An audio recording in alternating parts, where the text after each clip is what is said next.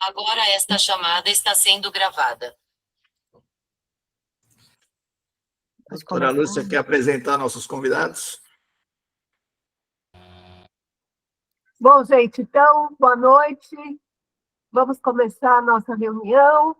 Hoje a gente tem, apresentando o caso, a Cláudia Vieira, que é especializanda, faz a nossa pós-graduação Lato Sensu, da SPBM Unifesp, e como convidada a gente tem a Larissa Ataíde. Muito obrigada por ter aceito o nosso convite, Larissa. Larissa é pediatra, não vou dar outras credenciais da Larissa, quem leu, leu, quem não leu, não leu, depois a gente fala tudo que ela é, para não dar spoiler, que já foi dado também, mas tudo bem. Então, é um prazer muito grande, Larissa, de você estar aqui. A Larissa falou que o marido dela é gastro, e ele recebeu na reunião. a nossa reunião, veio através dele também. Eu acho que eu já vi o nome dele aí. Ah, é? Tô aqui. Um prazer. Muito obrigado pelo convite. Fernando, prazer. Então, vamos lá, Cláudia. Boa noite a todos. Vou dar início à apresentação do caso clínico. Meu nome é Cláudia, como a doutora já falou, sou especializanda pela SPDM. O nosso caso se trata de uma paciente LCSM, sexo feminino, parda, nascida em 23/4/86, no caso hoje ela tem 38 anos. Ela é natural e procedente de Santo André, São Paulo, e trabalha como recepcionista. A paciente, em 2002, aos 16 anos, ela iniciou, após um mês de uso de anticoncepcional oral, ela iniciou um quadro de icterícia sem alcoolia fecal, sem colúria, associada a um prurido generalizado que se acentuava mais em mãos e pés. Ela persistiu com esse quadro clínico por cerca de 2 meses, e após a suspensão do anticoncepcional, teve remissão dos sintomas, persistindo ainda algumas alterações enzimáticas. Em 2008, ela teve a primeira gestação, e aí ela, no final do segundo trimestre, ela iniciou um quadro de icterícia leve, prurido generalizado, que melhorou após ter sido prescrito colestiramina e Usacol. No terceiro mês, do pós-parto, ela refere que teve remissão do quadro, manteve-se assintomática, porém sempre com a persistência de alterações laboratoriais, de enzimas que a gente vai ver mais na frente. Em 2015, na sua segunda gestação, ela teve retorno dos sintomas de prurido, e na terceira semana de gestação, ela evoluiu com indicação de parto prematuro. O bebê ficou em UTI neonatal por 7 semanas, e após o segundo parto, ela melhorou dos sintomas, mas evoluiu com persistência de elevação enzimática. E aí, esse foi o motivo pelo qual ela chegou no nosso ambulatório.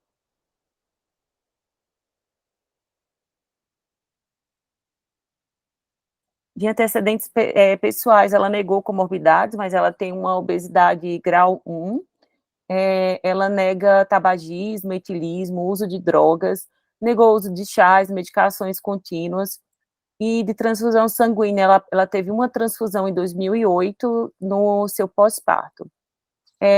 Negou consanguinidade entre pais, o pai dela faleceu devido a uma cirrose hepática alcoólica, e a mãe por câncer de colo uterino.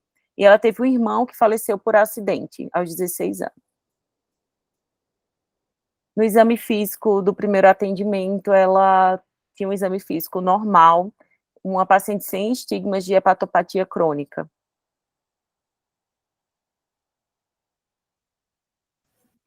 Vamos discutir. Eu acho que eu estou vendo aqui que gosta de dar opiniões, de boas opiniões, é o Fábio, né?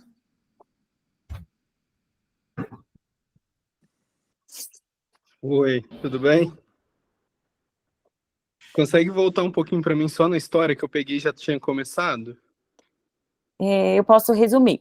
É uma paciente que, aos 16 anos, após um mês de uso de anticoncepcional oral, ela abriu um quadro de icterícia, sem acolia fecal e sem colúria, com sintomas de prurido generalizado, mais em mãos e pés. E ela persistiu com esses sintomas por 2 meses, melhorando após suspender o anticoncepcional oral. Em 2008, ela teve a primeira gestação, que teve retorno dos sintomas de icterícia leve, prurido generalizado. Nesse contexto, nesse momento foi prescrito o Sacol e colestiramina com melhora dos sintomas. E aí acabou que, assim, após gestação, ela melhorava os sintomas, mas sempre mantendo alterações laboratoriais de enzimas. Quando foi em 2015, ela teve uma nova gestação e aconteceu semelhante. Sendo que depois da segunda gestação, aí foi mais notável a alteração enzimática, que foi o motivo pelo qual ela foi encaminhada para a gente, para investigar a alteração enzimática.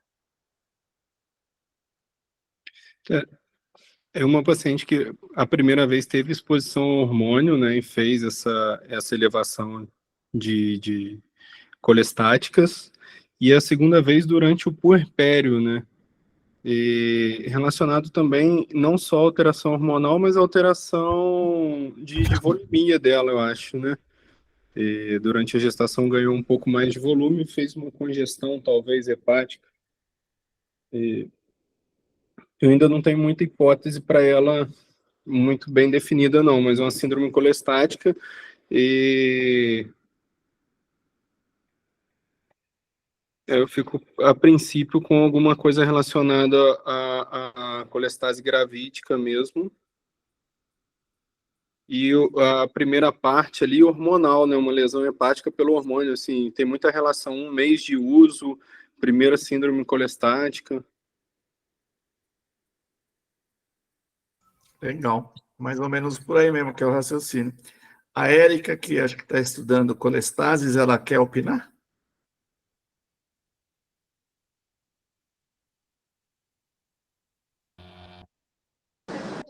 Oi, gente, desculpa o barulho. Eu vi aqui que é uma paciente que teve uma remissão durante a gestação, correto?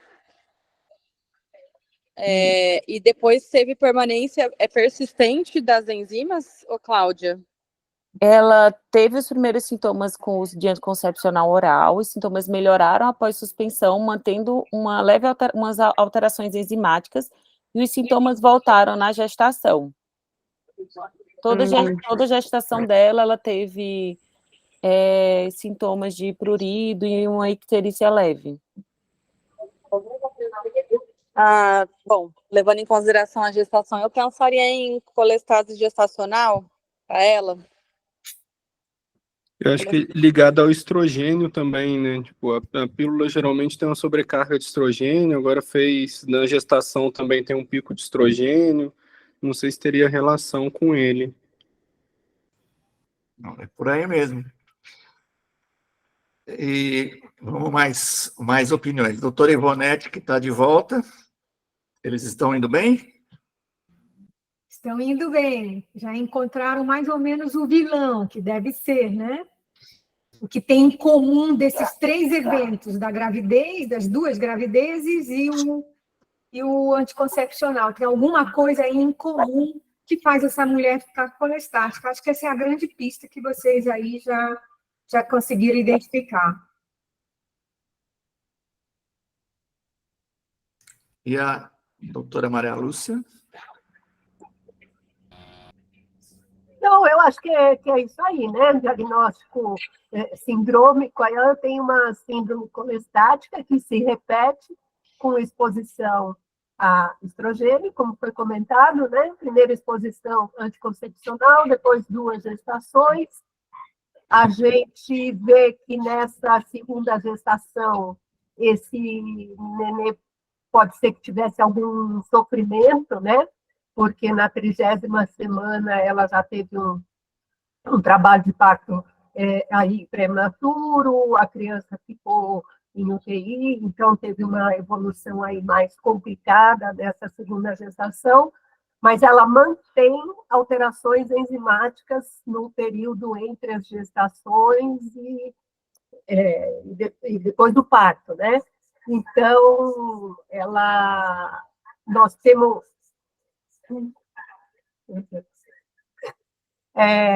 então, não é necessariamente só ligada a essa exposição estrogênica, né? Parece que ela tem alguma coisa aí que se mantém durante os períodos intergestacionais, que a gente vai discutir depois, quando a gente tiver o laboratório dela.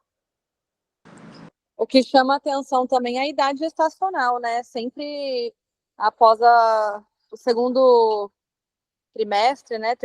30 semanas. Parece que é algo que acontece no terceiro trimestre, que ajuda mais a hipótese diagnóstica, né? Alguém quer perguntar ou a gente pede para a Cláudia continuar mostrando os exames? Vamos lá, Cláudia. Vamos. Aqui são os exames laboratoriais dela, no período de 2002 a 2015.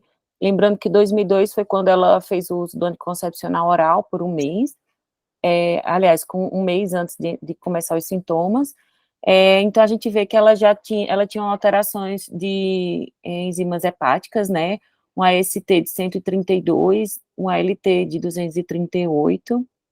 Não tinha um valor de referência, mas a gente vê que tinha alteração, né? Bilirrubina de 4 totais e direta 2,8. Em 2003, ou seja, já sem a medicação, ela mantinha um AST de 78, ALT de 132, uma fosfatase de 318, sendo o valor de referência 250, uma gama-GT de 264. Em 2005, mantinha o mesmo padrão, sendo as enzimas colestáticas uma gama-GT até mais alta, né, uma fosfatase de 399, gama-GT de 622. Em 2008, foi na gestação dela, na primeira gestação. 96 de AST, 144 ALT, uma bilirrubina total de 2,1, com uma direta de 1,9, uma fosfatase 383, com a gama-GT de 57. Nesse caso, a gama-GT aparentemente normal, né, pelo valor de referência. E aí, a gente tem as outras enzimas, aí, em 2009, pós-gestação, ela chegou a ter uma AST de 48, ALT 105, bilirrubinas totais de 0,7, fosfatase 663. Em 2009 também manteve ainda um padrão aí voltou a ter uma elevação mais importante de hepatos celulares, né, uma AST de 135, ALT 259, com fosfatase de 266. Aí, em 2015, foi quando ela teve a segunda gestação. Ela tinha um ST91, ALT 115, bilirrubinas totais de 2,1, sendo 1,5 de direta, fosfatase 361, com a gama-GT de 97. Doutor Gama, o senhor vai pedir alguma coisa para a doutora Maria Lúcia com esse quadro ou vai pedir mais exames? Vamos. Daqui a pouco a gente já vai chafurdar a paciência da doutora Lúcia, né? Mas eu acho que assim, a história dela ela tem uma cronologia que é como todo mundo já falou, né? A indução do quadro pelo anticoncepcional, aí vem 2 gestações, né, em que ela faz um quadro de prurido gestacional. Eu acho que ela tem uma colestase induzida por anticoncepcional, uma colestase da gravidez, que se repete na segunda gravidez, e na segunda gravidez ela tem um parto, não é, prematuro, ou seja, na recorrência da colestase intrahepática da gravidez, o prognóstico fetal é pior do que na primeira, né? A gente não tem ali dosagem de ácidos biliares, etc., mas a primeira gravidez corre tudo bem, apesar dela ser mais sintomática na primeira gravidez, na segunda gravidez, né, ela é menos sintomática, mas o feto sofre mais, tanto que ele nasce prematuro e vai para a UTI, né? E depois a gente observa que ela persiste aí, fora desses períodos, né, sempre com alterações enzimáticas. Então, não é só algo pontual, é algo crônico que se estabelece ao longo desse período todo, né? E aí que fica nesses diagnósticos diferenciais das colestases crônicas. E com esses aspectos tão bem sinalizados, ACO e gravidez, a gente tem que, obviamente, levantar a hipótese diagnóstica mais específica, né?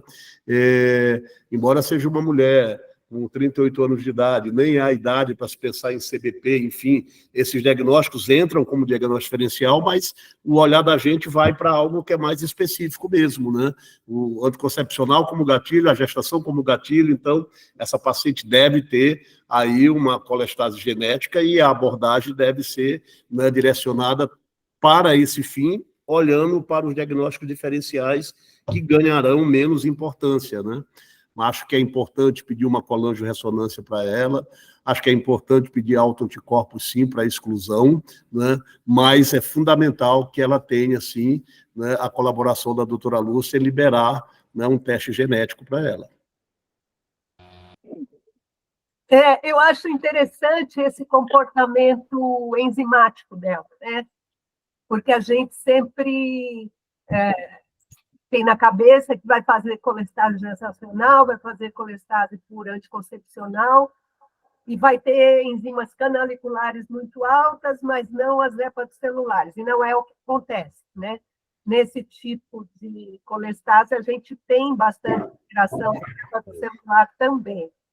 E eu acho que nas horas em que ela faz a gestação, ela até tem gama-GT normal, né? Então, talvez essa fosfatase alta dela seja placentária nesses momentos, e nem seja da colestase, né? Porque ela tem gama-GT ali de 57, 52, e depois que ela sobe, né? Então, tem um componente aí, eu acho, placentário na fosfatase alcalina. Mas uma alteração enzimática persistente. E nas gestações, o que ela faz de diferente é aumentar a bilirrubina. Ela fica um pouquinho ictérica, como a Cláudia falou, né? Ficou ictérica no anticoncepcional, e depois ela faz ali 2-1 na primeira gestação, 2-1 na segunda. Então, comportamento enzimático interessante. E o prurido, né, doutora Lúcia, que ela desenvolve na gestação, e é uma coisa que a gente vê, de fato, na colestase gestacional, é transaminase mais do que gama-GT, né? Porque a fosfatase perde o valor por conta desse período trofoblástico aí e fetal, né? Exato. Acho que o Fernando quer falar, viu? Eu estou ouvindo aqui a discussão, muito bom caso, né? Mas, assim, eu concordo com o Dr. Gama que ela tem uma lesão hepática persistente, né? Então, ela teve alguma progressão de fibrose. E eu faria, sim, os autoanticorpos, mas eu cogitaria a paciente uma biópsia hepática nela, para diagnóstico diferencial, principalmente de síndrome de imbricamento, né? Um autoimune mais uma CBP. Eu acho que é um diagnóstico importante, porque ela nunca normaliza por completo. E ela tem uma alteração desde 2002, vamos dizer. 12 anos de doença, a paciente segue com alteração enzimática, sem diagnóstico fechado. E a gente sabe da dificuldade no teste genético, né? Essa é a minha opinião. Certo. Eu acho que faltou complementar o que o Gama falou, né? Da gente também considerar que talvez fosse alguma outra possibilidade. E daí fazer um ultrassom, uma colangio-RM, autoanticorpos, nível sérico de imunoglobulinas. A gente fez isso, Cláudia? Eunice, então, a gente tem 2 ultrassons, um de 2008 e um de 2009 normais. Ela chegou a fazer endoscopia em 2009 normal, em 2011 tinha uma gastrite antral com atrofia no anátomo patológico e uma presença de um H. pylori. Só passando. Eu acho que dá para passar isso, Eunice. Então, aí a gente tem aqui os autoanticorpos, né? Ela tinha um FAM em 2016 com 1:320 reagente, né, nuclear pontilhado fino denso, um núcleo reagente e placa metafásica reagente. Ceruloplasmina em 2015 normais, tinha os outros anticorpos anti-LKM1, antimúsculo liso e AMA negativos. As sorologias dela, ela tinha só o anti-HBS reagente aí, devido à vacina, demais autoanticorpos, demais sorologias negativas. Só ficou faltando aí não tinha... As imunoglobulinas. Não tinha imunoglobulinas nem... E aí, Gama, ficou satisfeito com o que a Cláudia pediu? Fiquei.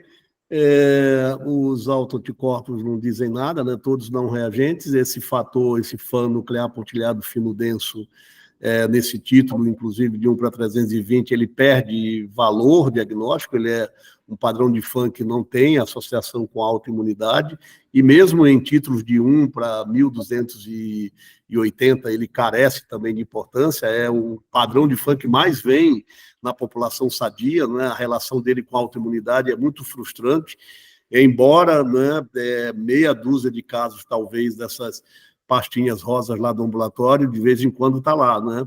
Uma hepatite autoimune, e o padrão de FAN que tem é nuclear pontilhado fino denso, né? Mas não é, obviamente, o que se espera encontrar. E, de fato, quando tem alguns trabalhos, inclusive da própria Escola Paulista, que mostra numa população X, né, em que foram estudar FAN, 15% da população sadia, quando tinha FAN, era esse padrão mais visto, né, esse nuclear pontilhado fino denso.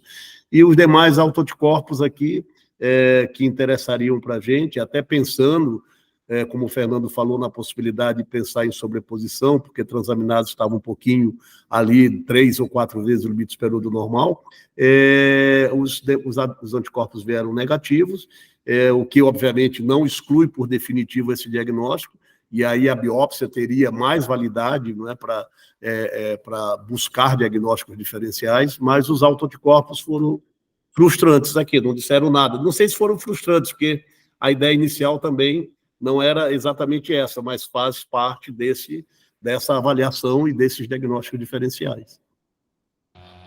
Gama, dá uma explicada na placa metafisária. Qual é o valor disso? Interessa, não interessa? E esse núcleo, eu acho que é nucleolo, né?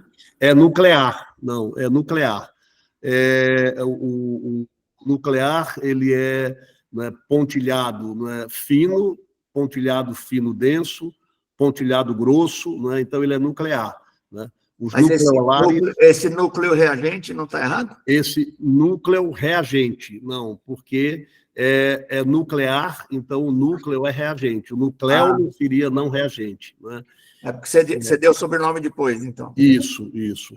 E a placa metafásica, não é, reagente, não é, ela carece de importância, doutora Lúcia, porque, assim, quando você tem, por exemplo, um padrão nuclear pontilhado fino denso, né, placa metafásica reagente, você tem o padrão nuclear pontilhado fino com placa metafásica não reagente, né? A placa metafásica, ela não traz substratos diagnósticos assim específicos. Não sei se eu respondi a sua pergunta. Não, tudo bem. É só para saber se a gente valoriza isso em algum aspecto. Não, foi a minha ideia. Não mesmo, a gente nunca deu bola para essa placa muito fácil. Mas, de toda forma, acho que a gente não pode excluir a hepatite autoimune, apesar da inespecificidade desse FAN. Sim. Aí a biópsia vem. A biópsia, ela é muito importante, né? A gente tem outros comemorativos aí que são importantes para a hepatite autoimune. Então, assim, eu acho, né, que só o FAN, baseado só nele, não dá para excluir, não é? A hepatite autoimune. Acho que a biópsia vai ser bem interessante, né? Até porque a gente tem pacientes com perfil de autoanticorpos de hepatite autoimune e biópsia de CBP, e o contrário também. Então, essas coisas não são muito patognomônicas, né? E 10% a 15% das hepatites autoimunes são autoanticorpos negativos, né? Sim. Até porque a gente não pode lançar mão do SLA, né, que está ali positivo só em 30% dos casos. Então, aqueles 10 a 15% que são negativos, a gente pega na biópsia, a despeito dos anticorpos, a biópsia também será fundamental, né? E está faltando IgG, né? A única coisa, assim, que nesse caso, para pensar, é que ela tem um comportamento um pouquinho inverso daquilo que a gente vê na hepatite autoimune. Ela piora a hepatopatia dela nas gestações. E a hepatite autoimune, em geral, tem um comportamento oposto, né? Perfeito. Melhora nas gestações e piora nos puerpérios. Então, é um comportamento um pouquinho diferente, embora a gente saiba que quase um terço das gestações cursam com flare de ALT na hepatite autoimune, mas a regra, né? O doutor Edu reforçou isso na apresentação dele, né? Isso, aquela gestante barrigudinha, na barriga dela estava escrito que um terço flare de ALT na gestação. Por outro lado, né, ela podia vir com a hepatite autoimune dela, né, sempre, e nesses eventos, duas doenças, né, nesses eventos de exposição hormonal, ela fazia uma colestase, que poderia, inclusive, alterar as transaminases. Então, ela pode ter duas coisas, né, uma que mantém ali as enzimas alteradas o tempo todo, e alguns eventos de maiores alterações pela exposição hormonal, né? Então, talvez isso seja... Pode ser, né? Gama, pensando com esse raciocínio, você já tendo à disposição a chefia com uma boa aceitação dos seus pedidos, você ia falar para ela que seria o quê? Mais ou menos. Você pediria ela com qual hipótese? Não, primeiro eu aguardaria a biópsia hepática, aguardaria a colangio-ressonância, a biópsia hepática, porque aí eu teria a força de convencê-la a fazer o próximo passo. É mentira isso. Entendeu? Se eu não fizer assim, ela não vai liberar. Então, entendeu? Eu pediria a biópsia. Se você estivesse no mundo ideal, Gama, que você não precisasse de favores. Da Gama Araújo. Eu incluiria essa paciente do perfil para colestase genética, sem sombra de dúvida, porque ela tem uma história muito cadenciada aí. É anticoncepcional, são 2 gestações, com um quadro clínico que é clássico, né? Então, eu pediria o teste genético para ela. Mas, ainda assim, né? E se eu tivesse num mundo muito ideal, eu pediria a biópsia hepática para fazer imunocoloração para MDR3, inclusive, que é uma coisa que a gente está discutindo de vez em quando, que a gente não pode fazer, mas talvez seja muito importante poder fazer, né? Então, ainda assim, eu gostaria da biópsia hepática se eu tivesse imunistoquímica para mandar fazer a pesquisa, a coloração de MDR3 no espécime de biópsia. E no mundo ideal, você já pediria todos os anticorpos PSP também, você não ia pedir só para MDR, aí é pobre é fogo. Larissa, os clínicos acertaram em pedir esse exame genético? Acertaram. Não sei se pediram. Uma pediatra que trabalha com biologia molecular pensaria. Não vou dar spoilers, porque não sei se foi pedido ou não, né, o exame. Tem outros exames antes, Cláudia? O que nós fizemos? Sim. Nós fizemos colangio-ressonância, ela tem colangio de 2017 e 2023 sem alterações de vias biliares, 2023 tinha um derrame pleural laminar, sem outras alterações. E a gente também tem biópsias. Ela foi biopsiada em 2010, uma core biopsy com 5 espaços porta, que não mostrou atividade necroinflamatória periportal ou parenquimatosa. Em 2016, ela tem uma biópsia com 3 espaços porta, que não mostrou distorção de arquitetura, tinha um aumento de elementos linfomononucleares. colocado lá, sugerido um fígado reacional. E aí, finalmente, em 2017, ela fez uma outra biópsia, que foi revisada em 2020, que tinha 8 espaços porta, faltou o hífen aí, dos quais 2 apresentam ductos interlobulares, por vezes exibindo discretas alterações degenerativas do epitélio biliar e presença de discreta fibrose portal. Em alguns tratos portais, observa-se discreta reação ductular, marginal e discreta colatestase. No parênquima, há raros hepatócitos balonizados e raros focos de infiltrado linfomononuclear sinusoidal, além de áreas de intensa alteração regenerativa. Ausência de bilirubinostase. Diagnóstico sugerido era de uma hepatopatia crônica de padrão biliar. E aí vem uma pergunta. A biópsia ajudou? Ajudou, Gama? Eu acho que as alterações... eu fico na dúvida se o que ele quis dizer aqui, 8 espaços porta, dos quais 2 apresentam ductos interlobulares, se ele só viu 2 ductos, né, e se isto caracteriza uma ductopenia, ou se são 2 ductos apresentando essas discretas alterações degenerativas, e os demais fossem normais. Acho que é a segunda coisa. Eu também entendi isso, doutor. Alterações, mas não é que só tem Isso, Tá. ductopenia. Tá. Então é isso aí, então, é a segunda coisa, né? E aí as alterações são todas inespecíficas, né, doutor Eduardo? Porque tem um dano do epitélio biliar, né, tem alterações degenerativas, mas não tem, obviamente, dados, né, marcadores etiológicos para a gente definir, né, diagnóstico. Se fosse o caso, por exemplo, de uma CBP, a gente esperaria encontrar, né, colangite linfocítica crônica destrutiva não supurativa, que é a lesão ductal florida, com ou sem ductopenia, né?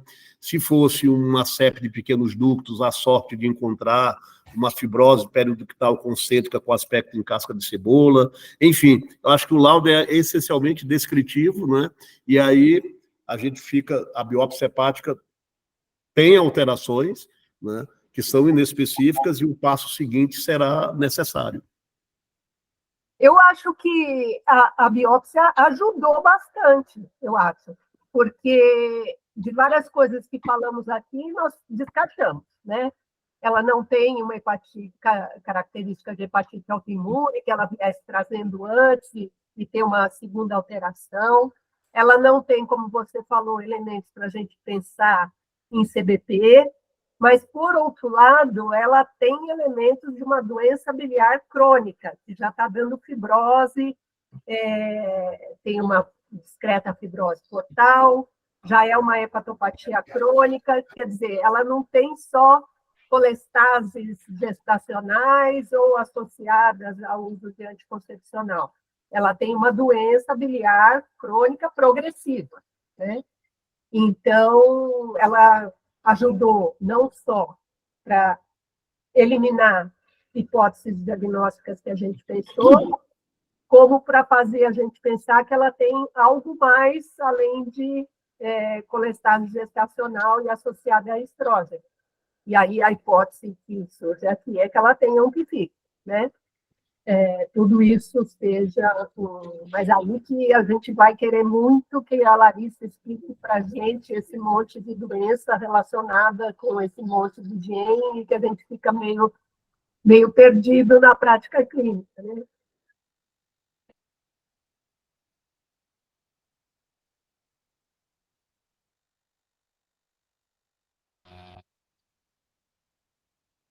E aí, Cláudia? Está sem som, Cláudia.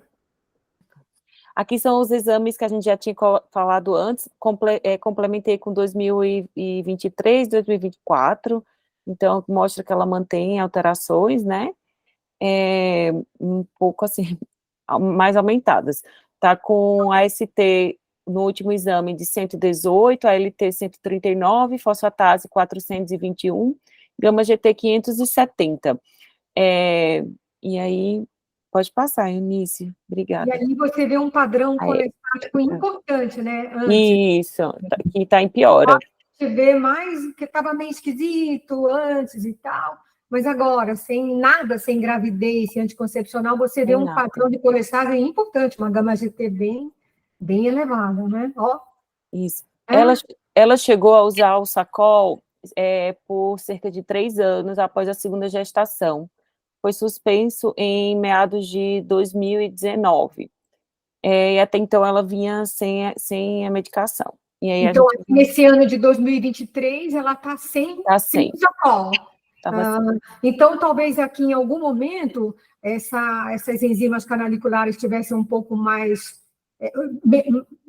baixa, talvez pelo próprio Sacol, né? Porque eu me perdi aqui o que era, onde estava grávida, onde não estava, eu me perdi. Eu não consegui- doutora, onde está azulzinho claro ali em cima, era a gravidez, foram as duas E gravidez. aqui, onde que ela estava tomando o Sacol?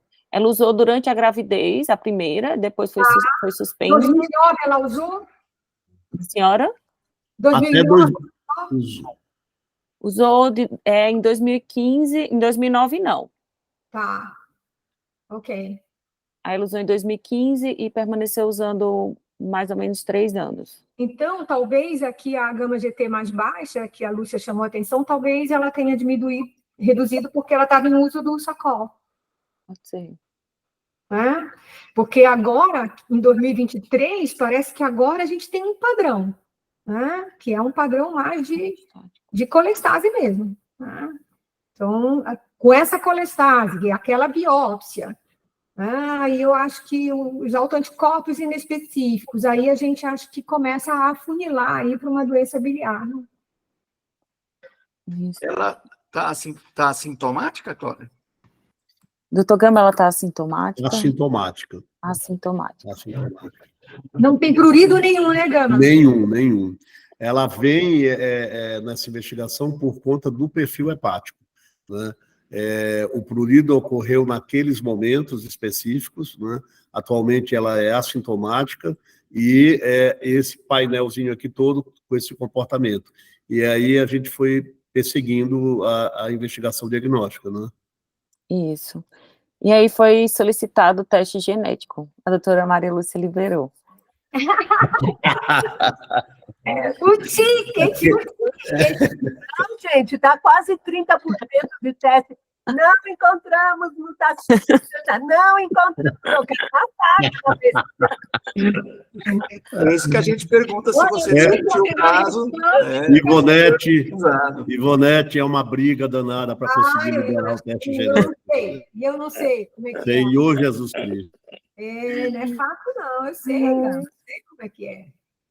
Larissa, a palavra é sua. Explica isso para a gente. Oi, então, terminando de me apresentar, além de pediatra, eu sou geneticista também. Por isso que eu estou aqui, não é porque eu sou pediatra. E eu sou uma das geneticistas do laboratório Mendelix, que não sei se todos conhecem, que é o laboratório que fez esse teste, né, em específico, mas a gente faz muitos outros testes também.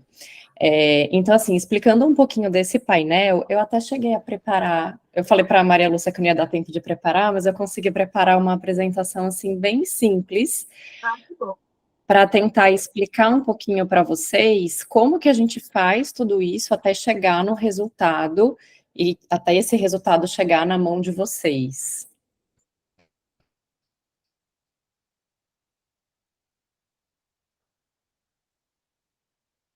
Ô, Lari, antes só eu acho que é importante você comentar sobre pedir um painel genético específico para colestase ou pedir um exoma.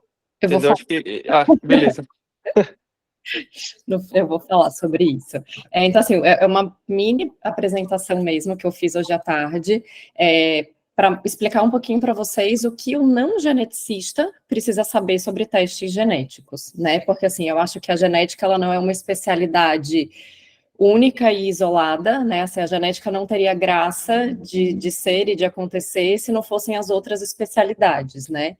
E eu acho que a genética, hoje, ela se permeia por todas as outras especialidades, né? Eu acho que eu não consigo pensar em uma especialidade da medicina que não tenha uma genética envolvida, que não tenha um benefício de algum exame genético, que não tenha o diagnóstico de alguma condição genética. Então, isso é algo que cada vez mais frequentemente vai estar presente nos ambulatórios, nos hospitais e nos consultórios, e os médicos precisam entender, né, o que significa aquele resultado que está ali, né, nas mãos. Então, assim, essa apresentação é específica sobre sequenciamento de nova geração, que é o NGS, que é a técnica que a gente usa para fazer os painéis e os exomas, tá? Então, com essa técnica de sequenciamento de nova geração, a gente pode sequenciar desde um gene único, fazer um painel, né, que foi o caso dessa paciente, ela fez um painel para síndromes colestáticas, usando a mesma técnica, a gente pode fazer um sequenciamento de exoma e um sequenciamento de genoma. A diferença de um para o outro é basicamente a quantidade de genes e a quantidade da porção do genoma que a gente vai analisar. Então, gene único é óbvio, a gente vai analisar um único gene, então, normalmente a gente vai solicitar um painel de gene único quando a gente tem uma suspeita muito específica de uma determinada condição genética, ou, eventualmente, quando a gente já tem uma condição genética diagnosticada naquela família, que a gente já sabe qual é a mutação, então, nesses casos, vale a pena a gente fazer a solicitação de um único gene. O painel, normalmente, ele vai incluir genes que se correlacionam clinicamente entre si, porque a gente vai partir de um quadro clínico, né? Então, por exemplo, nesse caso em específico, um painel de colestase, mas a gente tem painel de muitas outras coisas. A gente tem painel de câncer hereditário, painel de síndrome de Marfan, painel de síndrome nefrótica, painel de doença policística renal. Então, assim, pode existir painel de inúmeras situações. Então, o que vai definir qual é o painel que a gente vai pedir é o quadro clínico que o paciente apresenta. E nesses casos, o médico solicitante, ele pode determinar para o laboratório quais são os genes que ele precisa que sejam analisados naquela situação, ou ele pode solicitar um painel comercial pronto, que algum laboratório eventualmente já tenha montado e já tem ali no kit, no menu, digamos assim, daquele laboratório, já vai ter aquele painel. Mas, eventualmente, em determinadas situações clínicas, a gente precisa, às vezes, juntar 2 painéis, porque o paciente apresenta 2 quadros clínicos diferentes. Às vezes, nessa situação, quando a gente precisa juntar 2 painéis, financeiramente, talvez valha mais a pena fazer um exoma, tá? E o que é o exoma? O exoma é quando a gente analisa todos os genes do genoma de uma única vez. Ele não é restrito para aquela quantidade fixa e pré-determinada de genes que a gente tem no painel.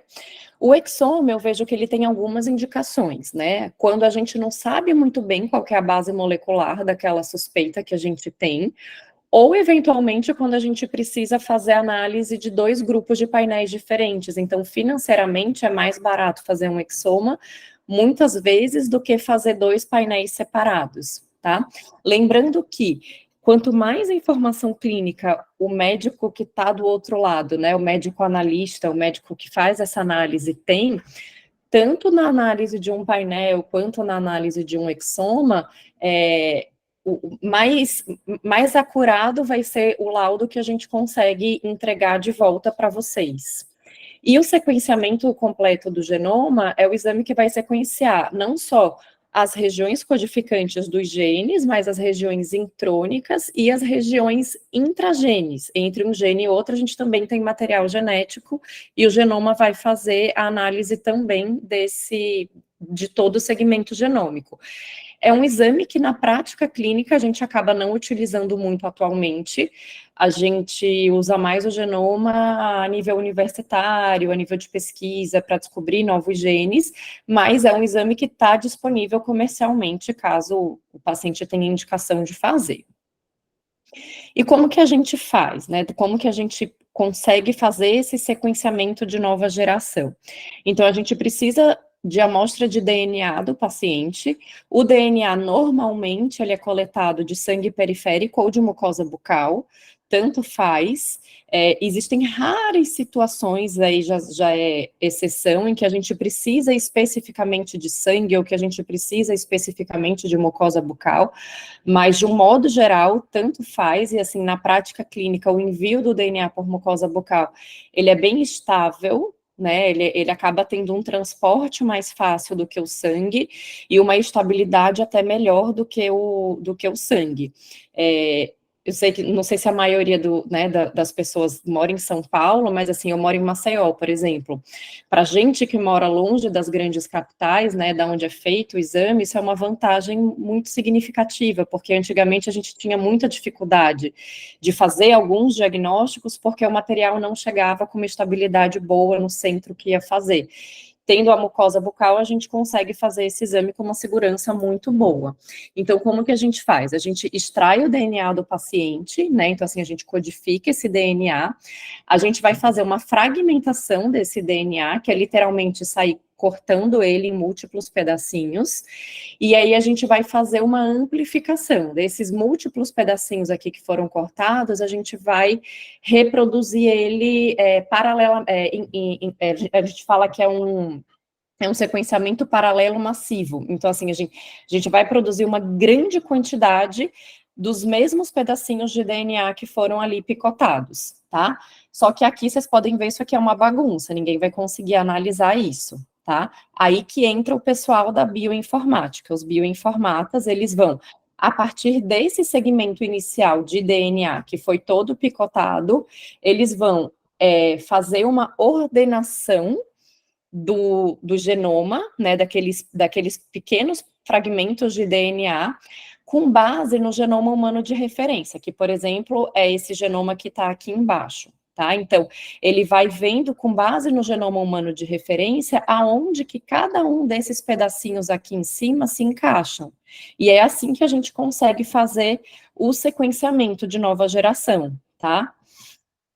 Como que a gente enxerga isso na prática? Eu até deixei aberto aqui depois as variantes desse caso em específico para mostrar, mas aqui eu peguei exemplos aleatórios para vocês. Então, cada pedacinho retangular desse aqui, assim, em cinza, seria um pedaço daquele fragmento que foi picotado e sequenciado. Então, a gente alinha vários fragmentos.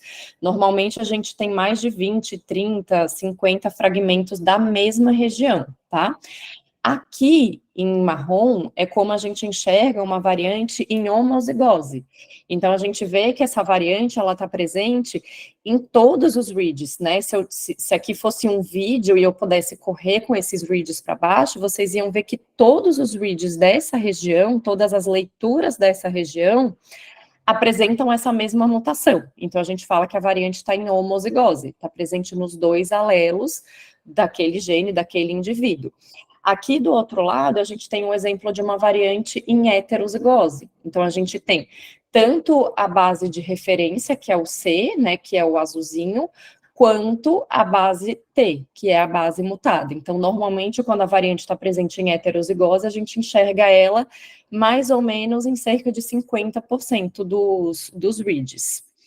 Aqui um outro exemplo da mesma região, então, nesse caso aqui, a gente tinha um paciente com variante em heterozigose, homozigose e heterozigose, assim que a gente consegue enxergar. E como que a gente faz esse processo de análise e laudagem?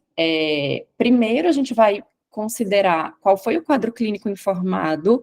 Então, mesmo quando a gente pede um gene único ou quando a gente pede um painel específico para a colestase, é importante informar para o laboratório qual é o quadro clínico que o paciente apresenta, se é um paciente que apresenta o quadro clínico ou se a gente está fazendo só uma pesquisa familiar, por exemplo, para um aconselhamento genético, porque isso faz diferença na interpretação das variantes que a gente vai ter, da interpretação das variantes que a gente identifica nesse sequenciamento. E 2 coisas que são super importantes, principalmente para vocês que vão receber esse laudo, é verificar o padrão de herança, tá? E a classificação da variante. Por que que é interessante? Por que que não é interessante, não? Porque que é imprescindível verificar o padrão de herança. Na genética, a gente tem basicamente, tá? Falando bem grosseiramente, o padrão de herança que a gente fala que é o autossômico dominante e o autossômico recessivo. Tem também o ligado ao X, mitocondrial, tem as alterações cromossômicas, mas eu acho que para vocês o mais importante seria entender esses 2.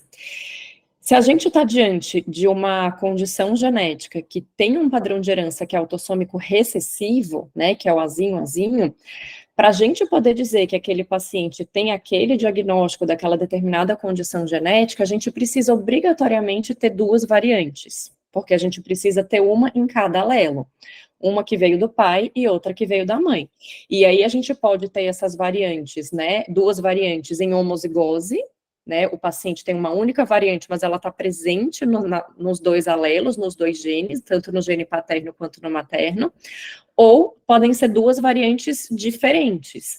Uma variante A, por exemplo, que veio do gene do pai, e uma variante B, que veio do gene da mãe. Nesse caso, a gente fala que é uma heterozigose composta. Então, uma doença que tem um padrão de herança autossômico recessivo, ela precisa obrigatoriamente ter duas, seja na forma de homozigose ou na forma de heterozigose composta, tá? E, por exemplo, esse geninho específico, né, que foi apresentado, ele é um gene um pouco, ele sofre um pouquinho de exceção na genética, porque ele tem um gene, ele é um gene que ele tem dois padrões de heranças conhecidos, para fenótipos semelhantes. Ele tem padrão de herança tanto dominante quanto recessivo. E o quadro clínico é relativamente parecido. Mas para outras condições genéticas, às vezes a gente tem genes que também causam que também são causados, né, por padrão de herança tanto dominante quanto recessivo, mas às vezes o quadro dominante é completamente diferente do quadro recessivo. Então, isso é importante compreender a importância de verificar qual que é o padrão de herança daquele gene que você recebeu o laudo, porque você pode estar diante de um gene que tem exclusivamente um padrão de herança autossômico recessivo, e só foi identificada uma variante. Então, nesse caso, a gente não pode dizer que o diagnóstico foi concluído, que foi fechado. Pode ser que seja aquele diagnóstico e simplesmente por limitações da técnica a gente não conseguiu identificar uma segunda variante, mas pode ser que o paciente tenha um outro diagnóstico. E aí, se a gente encara aquele resultado como diagnóstico definitivo, talvez a gente esteja deixando de investigar outras condições e outros diagnósticos diferenciais para o paciente. E em relação à classificação da variante, a gente classifica as variantes, né, todos os laboratórios que seguem as recomendações do Colégio Americano de Genética Médica, que são todos os laboratórios sérios do Brasil e do mundo, a gente segue essas recomendações, né, então, assim, é um sistema de pontuação. Cada característica da variante recebe um ponto diferente, e aí, com base nessa pontuação final, a gente vai classificar a variante em variante patogênica, variante provavelmente patogênica, variante de significado clínico incerto, provavelmente benigna ou benigna. Lembrando que essas duas, as provavelmente benignas e benignas, elas raramente vão aparecer no laudo. É muito raro um laboratório laudar uma variante que é provavelmente benigna, a não ser que isso tenha sido solicitado expressamente, por exemplo, um familiar teve essa variante identificada. Então, às vezes, mesmo a variante sendo benigna, a gente informa que aquela variante também foi identificada, mas que ela é benigna. As variantes que são capazes de fechar, né, o diagnóstico são as variantes provavelmente patogênicas e as patogênicas, né? A variante de significado clínico incerto, eu falo que é a variante que está ali em cima do muro, né? Assim, não é porque o laboratório é ruim e não sabe classificar, não é porque aquele médico não sabe entender o que aquela variante significa. A ciência, no momento que analisou aquele laudo, aquelas variantes, não tinha conhecimento científico suficiente capaz de dizer se aquela variante era benigna ou patogênica. Então, se você está diante de um paciente que tem um resultado com uma variante de significado clínico incerto, a gente também não pode assumir isso como diagnóstico do paciente. Existem algumas ferramentas que a gente pode tentar lançar mão para entender se essa variante ela é benigna ou ela é patogênica, mas até ela ser reclassificada, a gente tem que considerar que é um paciente sem diagnóstico e prosseguir na investigação desse indivíduo, tá? E aí aqui, só para mostrar para vocês, ó, é assim que a gente enxerga as variantes, né, que foram laudadas. Esse aqui é o sistema de análise da Mendelics. Cada laboratório vai ter um sistema de análise diferente, mas assim, a gente enxerga as variantes e aí o sistema aponta para a gente, né, as variantes, e aí a gente confirma. Ah, ele está com problema.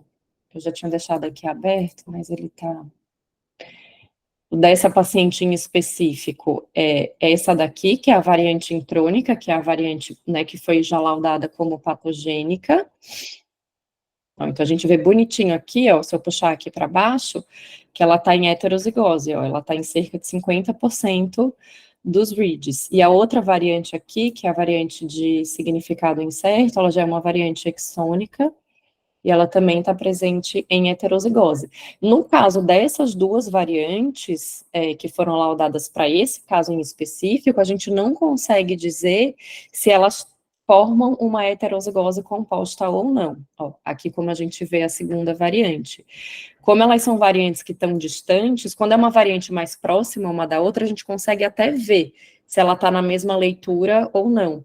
Mas nesse caso são variantes distantes entre si, e a gente não consegue nem dizer se é uma variante que está em cis, né, ou seja, no mesmo alelo, elas podem ter vindo ambas do pai, ou podem ter vindo ambas da mãe, ou se são variantes que estão em trans, né, uma presente em cada alelo, que para esse caso em específico, né, que nem eu falei, não faz muita diferença, porque o ABCB4, ele tem fenótipo dominante, então com uma variante só a gente já consegue fazer esse diagnóstico. Então, a gente precisa saber, Larissa, antes, cada doença, se a herança é recessiva ou dominante. Dominante. Na verdade, eu não digo antes, mas assim, quando vocês recebem o laudo que tem ali escrito uma variante do lado, precisa saber se para aquele gene a gente precisa de uma ou de duas variantes. Porque às vezes vai ter laboratório que vai laudar uma única variante para um gene que tem fenótipo só recessivo. Então, isso não vai fechar o diagnóstico. E uma outra coisa que confunde muito, assim, os clínicos, eu acho que é motivo de explicação quase diária da gente, é que, assim, eu fiz um painel de colestase, veio com uma variante de significado clínico incerto em um gene, né, que causa colestase, então é isso que o meu paciente tem, tá? A gente tem que lembrar que quando a gente faz um painel especificamente, a gente está agrupando ali naquele painel genes que dão fenótipos semelhantes. Então, não é uma surpresa total a gente se deparar com uma variante de significado clínico incerto em um gene que causa colestase. Mas isso não pode ser diagnóstico definitivo daquele paciente, para a gente não perder um diagnóstico diferencial. Assim. Não, ela pode ser de significado incerto, porque ninguém ainda descreveu aquela mutação? Pode, né? Pode. Porque vocês comparam com um banco de dados com as mutações que já foram identificadas para aquela condição. Não só o fato da variante já ter sido publicada, já ter sido descrita, é um daqueles critérios do ACMG que a gente usa. A gente usa outros critérios. Ela ter sido descrita, ela vai ganhar um determinado ponto. Se ela não foi descrita, ela não vai ganhar aquele ponto, mas eventualmente a gente pode ter uma variante que nunca foi descrita e que, pela característica da variante, a gente já tem segurança para classificá-la como patogênica ou como provavelmente patogênica. Larissa, quer falar? Boa noite. Eu queria perguntar, porque assim, então você fez aí a avaliação da ABCB4 e você viu uma mutação. Isso. Tem uma mutação, mas ela é em heterozigose, é isso? Uhum. Você encontrou. As duas variantes dela estão em heterozigose. Mas ela é uma doença que ela tem fenótipo em heterozigose. É isso? Então, a nossa paciente, então, já tem um diagnóstico. Tem um diagnóstico. Perfeito. Perfeito. Porque isso é importante que você falou, porque a gente geralmente quer, por exemplo, em algumas mutações, como a hemocromatose genética, que a doença se expressa sobretudo em homozigose. Então, se você fala que é heterozigose, a gente já pensa no diagnóstico, né? E a gente vê muito isso de profissionais que não são habituados a receber, a analisar, a interpretar laudo genético, por exemplo, para hemocromatose. Vai receber, tem a 63, né? A H63 em heterozigose, que é super, hiper, mega frequente. Sim. Muito, muito frequente. Então, assim, se aquele profissional encara aquilo como um diagnóstico, provavelmente está perdendo o diagnóstico correto do paciente. Perfeito, perfeito. É a turma que está com ferritina alta, que deu heterozigose e manda sangrar. A gente vê muito isso, é comum isso, infelizmente. Legal, muito bom, obrigada. Larissa, voltando agora assim, ao ABCB4, né, a gente tá procurando estudar mais, porque a gente está fazendo mais e procurando entender melhor essas colestases genéticas, né? Aí, quando você vê que na genotipagem do ABCB4, por exemplo, eles encontraram já 41 variações diferentes, né, do mesmo gene, que ali tem, portanto, né, mutações que têm significação patogênica, outras são indeterminadas, outras são incertas e outras são benignas ou provavelmente benignas. Isso. Né? As benignas e as provavelmente benignas carecem de importância, né? Não tem nenhum significado, mas aí quando você vê assim, vamos pensar em 4 expressões fenotípicas do ABCB4. Uma que é a PFIC3, a outra que é a colestase induzida por anticoncepcional, a outra que é a colestase associada à gestação, e a outra que é a LPAC. Então, são quatro expressões fenotípicas de um mesmo gene, né? E os comportamentos das doenças são diferentes. Então, a gente pode imaginar que quanto mais, quer dizer, o genótipo expressa o fenótipo. Então, se eu tiver, por exemplo, uma variação patogênica bialélica do ABCB4, eu posso dizer sempre que isso é uma PFIC3? E quando ela for monoalélica, eu posso dizer que são as outras doenças? A gestacional também pode ser bialélica. Pode ser bialélica? Pode ser bialélica também. E aí, se vocês quiserem, eu até mostro para vocês. Eu não sei se todo mundo tem familiaridade com o OMIM. Deixa eu compartilhar aqui de novo para vocês. O OMIM é um browser, que ele é um site, ele é aberto ao público, então assim, não precisa ter cadastro nem nada. E aqui é onde a gente consegue checar todos os genes, todos os padrões de gerência. Então, por exemplo, quando eu coloco aqui, ó, colestase intrahepática da gravidez, aparece pelo menos aqui o tipo 1 e o tipo 3. Né? E aí vão ter outras condições que também podem cursar com colestase. Então, eu vou pegar aqui o tipo 3, e aí ele vai me levar aqui, ó, tá vendo? Ao gene ABCB4. Se eu quiser ver especificamente o gene ABCB4, eu posso fazer uma busca específica por ele, e aí ele me abre essa página. Então, isso vale para qualquer gene que vocês se deparem em um laudo. Você pode digitar aqui nessa barra de busca o nome do gene, e ele vai abrir uma página bem semelhante a essa, te mostrando quais são os fenótipos e quais são os padrões de heranças que já foram associados a esse fenótipo. Então, por exemplo, a gestacional, a gente tem padrão de herança tanto dominante quanto recessivo. O PFIC3 recessivo, e essa doença também, tanto dominante quanto recessivo. E aí, se você clica no número do fenótipo, ele vai abrir um resumo, que provavelmente para vocês vai ser um resumo muito básico, né, perto da parte clínica, mas talvez ajude quando, né, se for um gene que vocês não tenham tanta familiaridade clínica, ele tem um resumo clínico do que aquele gene é capaz de causar, qual que é o fenótipo que aquele gene causa. E quando você fala, por exemplo, de mutação missense, se o paciente com mutação no gene ABCB4 tem uma mutação missense, é melhor do que não ter nenhuma, e se tiver 2, é melhor do que ter uma. O prognóstico evolutivo melhora. E eles tentam fazer uma correlação desse achado na pesquisa genética com a pesquisa do MDR3 na biópsia do fígado. E aí eles colocam, quando você não tem nenhuma mutação missense e não tem MDR3 na biópsia hepática, você tem um fenótipo grave, e esse paciente nem precisaria usar o SACOL, porque ele não vai responder. Quando tem, né, uma mutação missense, ou 2, ele é passível de resposta ao SACOL. E lá na biópsia vai ter imunistoquímica mostrando alguma quantidade do MDR3. Como é que é essa mutação missense, o que ela representa, o que é o significado dela? Tá. A gente fala que uma mutação ela é missense quando ela causa a substituição de um aminoácido por outro. Tá? Então, por exemplo, deixa eu abrir aqui de novo o caso dessa paciente. A gente vê que ela tem duas variantes, né? Essa variante daqui, que, né, é escrita dessa forma, C ponto mais 1, é uma variante que acontece em sítio de splicing. Essa é uma variante intrônica na base mais 1 de splicing, que a gente vê... Ela não vai abrir de novo, mas deixa eu tentar deixar aberto aqui, que é mais fácil. A missense seria essa daqui. Então, quando a gente tem uma variante missense, normalmente a gente vai ter um aminoácido no determinado, né, na determinada posição, né, nesse caso 934, que foi substituído por outro. Outro aminoácido.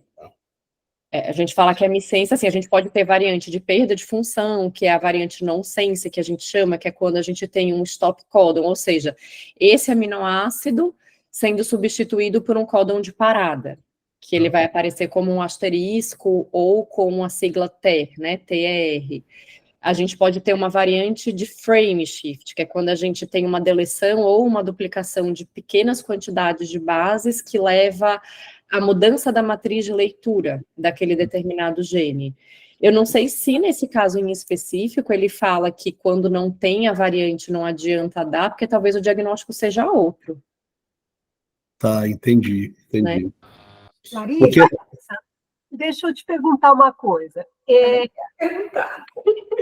Esse caso clínico que a gente tem, a gente teve essas ocorrências aí na gestação, no anticoncepcional, mas a gente tem agora uma paciente que mantém uma colestase não relacionada à gestação, que está parecendo ser até progressiva, e a nossa hipótese clínica é que ela tivesse um PFIC.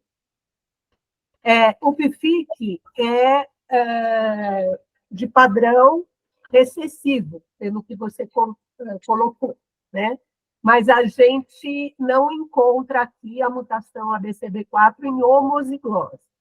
O fato de ela ter as duas mutações, que possivelmente ela pode ser um duplo heterozigoto, mas não dá para você afirmar por causa da posição, não sei o quê, mas a dupla heterozigose poderia dar um fenótipo igual a um homozigoto? Sim, se for uma... Você está falando dupla heterozigose composta, né? Isso. O quadro clínico, ele é o mesmo. Ah, tá. Tanto se é uma variante em homozigose ou se é uma variante heterozigose composta, duas variantes, né? Em heterozigose composta, se forem variantes patogênicas para aquele gene, a gente não espera diferenciação de quadro clínico, a não ser naqueles genes que a gente tem claramente uma correlação genótipo-fenótipo, que é quando a gente tem determinadas mutações que levam a um quadro clínico e outras mutações levam a outro, mas para o ABCB4, por exemplo, a gente não espera isso. Larissa, como o Gama perguntou sobre essa mutação, um gene bialelo ou não, a gente tem no PFIC 1 e 2 a gama-GT normal, tá? Será que... você sabe se existe alguma mutação dentro do PFIC 1 e do PFIC 2, uma mutação que atrapalhe a eliminação da gama-GT? Existe isso? Porque até onde eu sei, não tem uma explicação para ela ser normal, diferente da PFIC 3, tá? Não sei dizer. Porque parece que já encontraram uma nova metastase aí, e que eles encontraram lá uma mutação, e que talvez fosse responsável, não no PFIC, uma outra mutação, fosse responsável e explicasse por que a gama-GT é normal no PFIC 1 e no PFIC 2. Desculpa, essa explicação vai ficar devendo, não sei. Obrigada. E aí, deixa eu só mostrar aqui uma última coisa, que não lembro quem foi que falou, acho que foi o doutor Raimundo, que tem 40 variantes, né, descritas. Eu fiz, que eu tinha até mostrado para a doutora Lúcia um artigo que faz são 38 pacientes com PFIC3, né? E aí eles fazem um estudo retrospectivo de toda essa população e eles catalogam esses pacientes como, e é uma frase que é muito legal, que eles colocam: a gravidade do genótipo impacta o fenótipo e o desfecho do paciente com a PFIC, né? Então, a gravidade do genótipo impacta, né, o fenótipo e, consequentemente, a evolução clínica. Então, tem PFICs 3, por exemplo, que são transplantados aos 7 anos de idade. E tem outros que chegam com PFIC3, né, na vida adulta, com uma colestase crônica pouco sintomática ou assintomática, né? Aí é que veio essa questão do, será que essa variante patogênica bialélica, ela é mais grave e aquela monoalélica é menos grave, e se tiver mutação missense, a gravidade diminui mais ainda? A missense, ela não leva a perda de função do gene. Sim, então talvez... É possível que variantes que levem à perda de função deixem um quadro clínico mais grave. Isso é bem descrito para outros genes. Perfeito. CD4 em específico eu não vou saber decorado, se ele tem isso também. Mas, assim, existem diversos genes que, quando é uma mutação que leva à perda de função, o quadro clínico vai ser mais grave.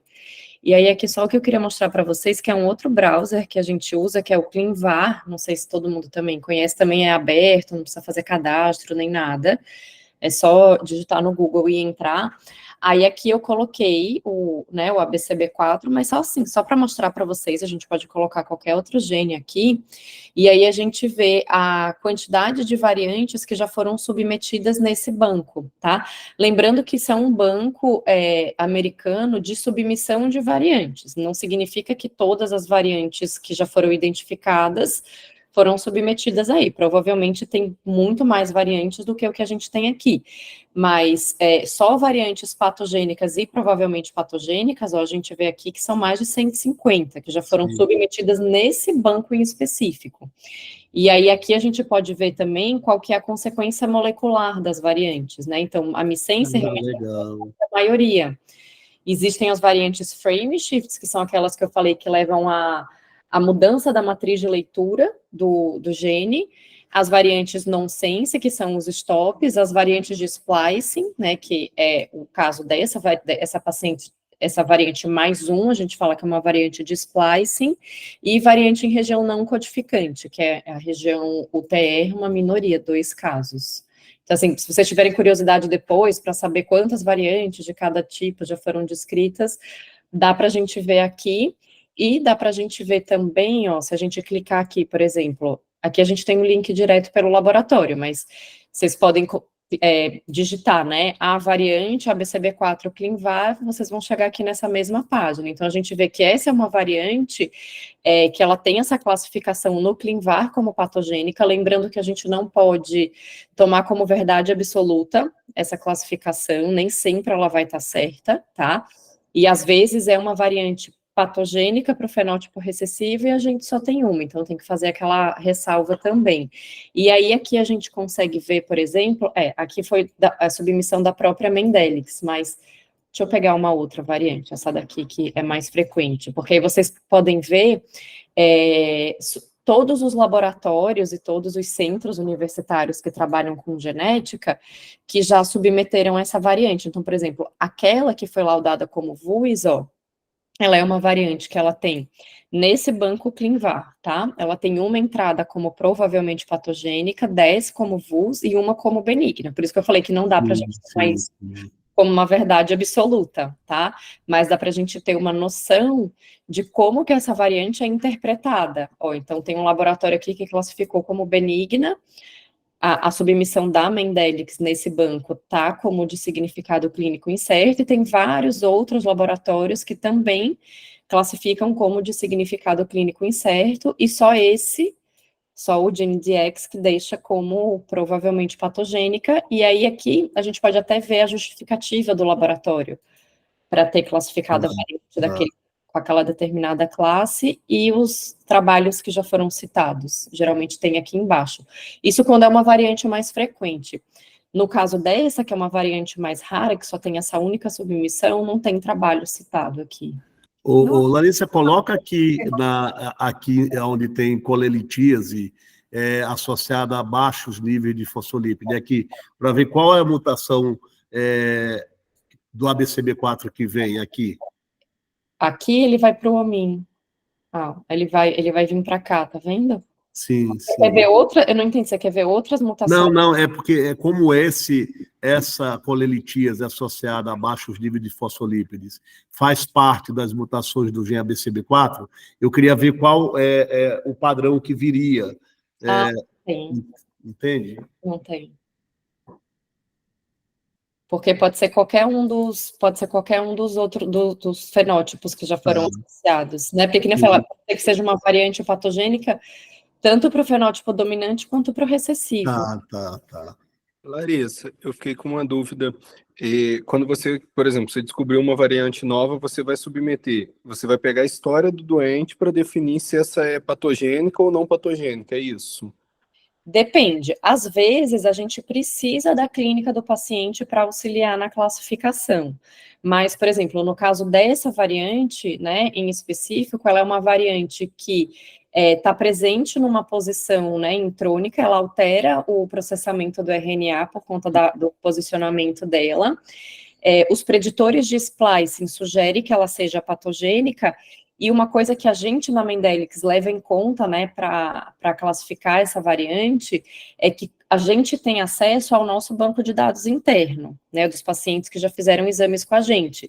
Então, para essa variante em específico, a gente vê que ela se apresenta com uma frequência muito grande em pacientes que fazem painel de colestase. Entendi.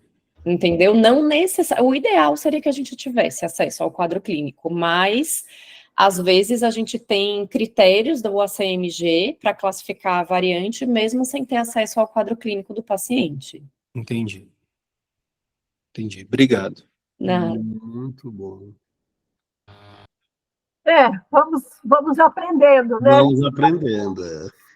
A gente vai... Está desanuviando. Né? É um novo mundo isso para a gente, mas é muito legal e muito útil, né?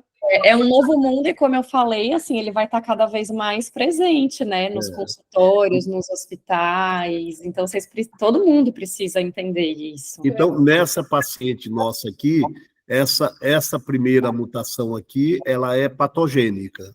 Ela é considerada definitivamente patogênica. E essa aqui é a variante missense, essa de cá aqui do lado direito. Essa daqui é de significado clínico incerto. Incerto. Mas tu poderias dizer que essa mutação aqui, missense, que desloca só um aminoácido de uma posição trocando por outro, ela pode ter um fator protetor para amenizar a doença?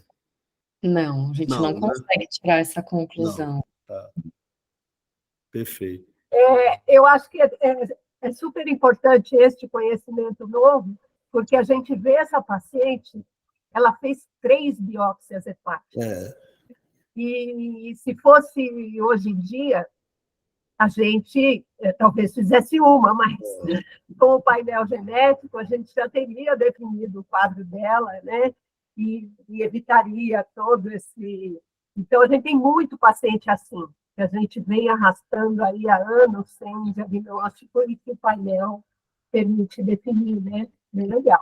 E eu acho que a beleza da genética é justamente essa, né? É auxiliar nos diagnósticos, né? Fazer com que o paciente finalize aquela odisseia diagnóstica dele, né? Então, você vê, essa paciente estava desde 2002, eu acho, né? Com 2002, alteração, acompanhando, e, né, agora a gente conseguiu fechar o diagnóstico e vai poder oferecer para ela o melhor tratamento possível, para a família, né, porque também pode ser que, assim como ela tenha outros familiares que também herdado. Eu lembro da história que a Cláudia contou, que o irmão já faleceu, né, o pai também, né, se não me engano. O irmão faleceu de acidente de carro, o pai faleceu de câncer, e a mãe de um câncer de colo de útero. Então, assim, se ela tiver contato, né, com outros familiares, é interessante ver se mais alguém da família... Assim, esse contexto é um pouco difícil, né, porque os pais já morreram, o irmão morreu, mas se ela tiver contato, às vezes ainda tem contato com o primo, com o tio, né, a gente, na genética, a gente sempre recomenda que essas informações sejam compartilhadas com os familiares, porque da mesma forma que ela tem essa mutação, algum outro familiar também pode ter. E aí talvez a gente consiga fazer o diagnóstico até antes mesmo da primeira crise. Agora, Larissa, doutora Lúcia, imagina se a gente pudesse ter a imunistoquímica para o Caio identificar MDR3 na biópsia e somar mais informações, hein? Será que a gente não consegue?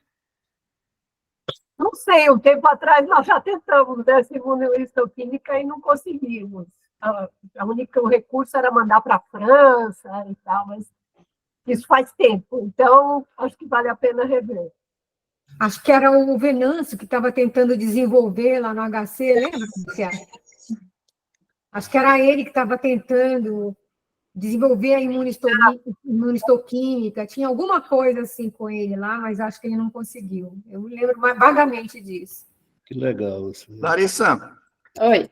a doutora Lúcia reclamou que tem 30% de resultados negativos em prováveis colestases genéticas.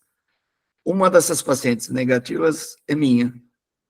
Ela teve 2 vezes 2 partos. Os 2 partos ela teve colestase, com dosagem de ácido biliar confirmando. Teve uma intercorrência no primeiro, não foi no segundo. E ela tem uma prima que também tem colestase genética. E as mutações vieram negativas. A pergunta é, a gente ainda tem bastante coisa para descobrir? Ou nós estamos pedindo errado o exame? Não sei.